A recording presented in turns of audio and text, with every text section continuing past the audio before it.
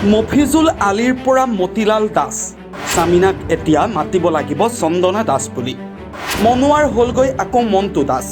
কন্যা মণিৰাৰ এতিয়া নতুন নাম কণিকা দাস। এটা ৰাতিৰ ভিতৰতে ধৰ্ম সলনি কৰিলে এটা পৰিয়ালে।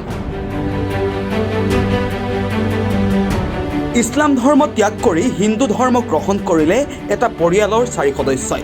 যজ্ঞ অনুষ্ঠিত কৰি সলনি কৰিলে ধৰ্ম, গ্ৰহণ কৰিলে হিন্দু ধৰ্ম। সেৱাশ্ৰমৰ মন্দিৰত 4 সদস্যই গ্ৰহণ কৰিলে হিন্দু ধৰ্ম। স্বামী সাধনানজী মহাৰাজৰ উপস্থিতিত ধৰ্ম সলালে পৰিয়ালটোৱে। ধৰ্ম সলনি কৰি আদালতৰ জৰিয়তে সলনি কৰি ল'লে নিজৰ নাম। মফিজুল আলীৰ নতুন নাম মতিলাল দাস। পত্নী চামিনাৰ নতুন নাম হৈছে চন্দনা দাস। পুত্ৰ মনোৱাৰৰ নতুন নাম ৰাখিলে মণ্টু দাস।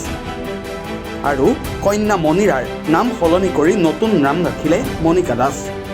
হোজাই লামডিঙৰ এই পৰিয়ালটোৱে এটা ৰাতিৰ ভিতৰতে হিন্দু ধৰ্ম গ্ৰহণ কৰাক লৈ ব্যাপক চৰ্চা হৈছে।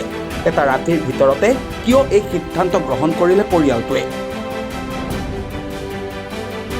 20-25 বছৰৰ পৰা লামডিঙত আছো। মই জানো মোৰ 5টা পৰিয়াল, এটা ল'ৰাটো অহা নাই, এই বাহিৰত আছে, আহিলে ইয়াতো আমি কৰাই দিম। 4জন আমি কৰাই দিছো, কোনো অসুবিধা নাই।